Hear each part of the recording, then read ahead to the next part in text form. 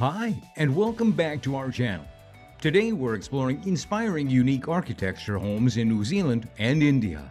Please consider subscribing and turning on the notification bell to receive our periodic episodes and be part of the community if you haven't done so yet. As always, glad to have supporters.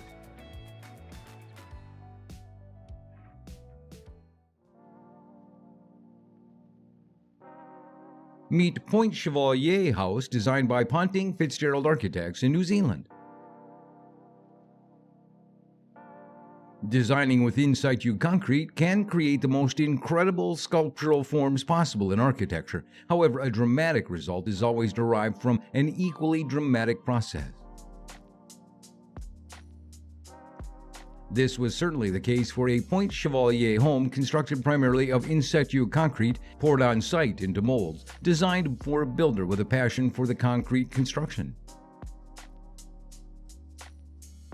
The statuesque building stands up to 8 meters tall, and the concrete's been formed using rough-sawn timber molds to create the home's expressive surface texture. The tallest of the northern blades is suspended off the ground and at its base folds horizontally, which meant the mold had to be cast both horizontally and vertically all in one pour. The compounding weight of the concrete mix when poured into construction molds can be compared to the pressure of seawater on a submarine at depth. It's an astonishing feat of both design and construction detail that the timber molds didn't explode, leak, buckle, or ripple. Yet, despite its strength, the home sits as easily on its site as a sandcastle down on Point Chevalier Beach, New Zealand. The construction material is as key to creating that sympathy between home and location. The house itself represents an eroded form that the driven coastal weather and tidal change have roughed up. The ridges you see on the concrete surface are very much an expression of the beach.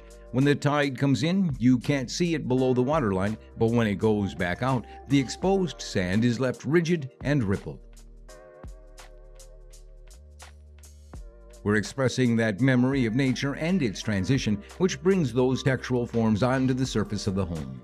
The other nod to nature's forces is the building's angular edges. There's hardly a square in the house. This reflects how nature breaks things down, turning them into more organic elements. The ripple of concrete blades not only serve as a nod to the power of the elements, but have a very practical rationale too. The blades serve as privacy blinkers for the living and bedroom spaces, directing your view northwest to the open harbor while protecting each room from the neighbor looking back. The living spaces, despite being of predominantly concrete construction, feel warm and nurturing. This is because concrete is such an expressive material, and tempered with cedar, the duality of hard and soft, dark and light, means that each material accentuates the strength or softness of the other. Naturally, the robust nature of the concrete means there's an inherent sense of permanence to the home, while the balance of timber materials lends an undeniable elegance.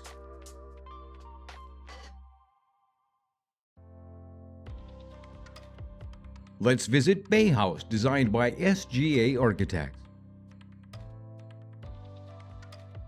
This 3-level home on Auckland's North Shore consists of 3 stacked box forms, staggered to suppress the bulk of the house, colored to recede into the landscape. A glass-roofed atrium fractures the deep basement level, allowing sun and natural light to permeate all living spaces despite being recessed into the hillside.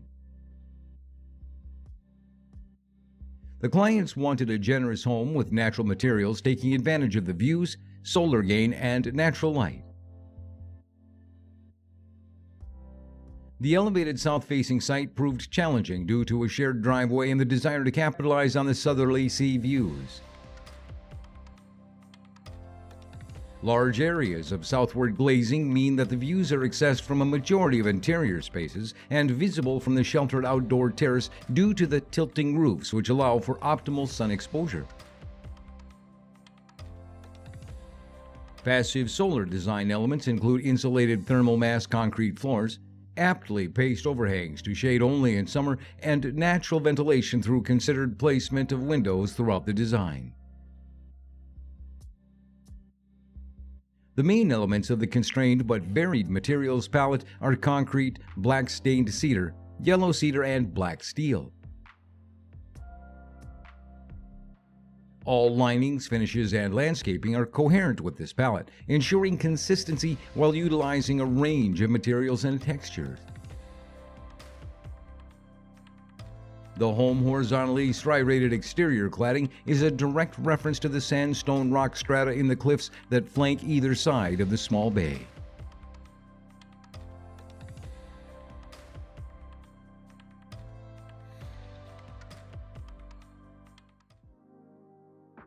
Let's explore House 180 Degrees, designed by Studio VDGA in India.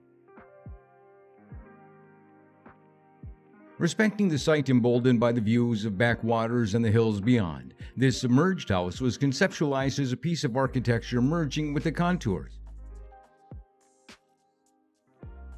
35 degrees sloping site with contours seemingly stepping down into the lake were the guiding factors design in this rural belvedere. A series of parallel freestanding walls erupting from the slopes encompass the spaces.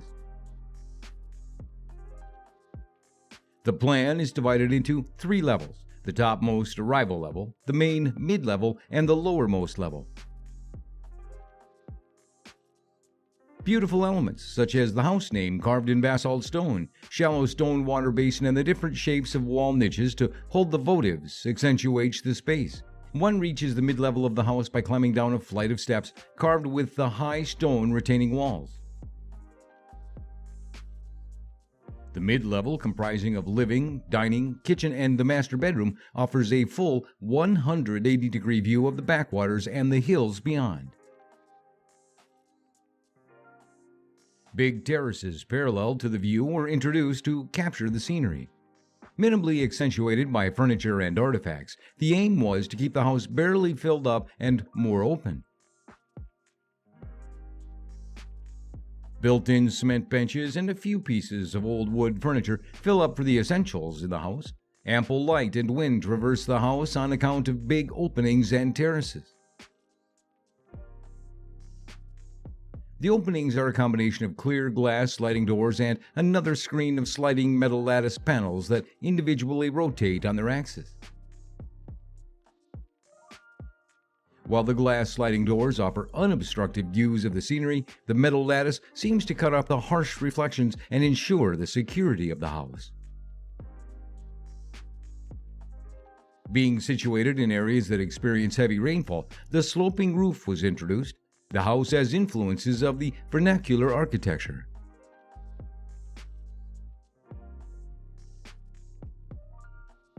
Thanks for watching. Please subscribe and turn on the notification bell to hear about our latest videos. Stay tuned.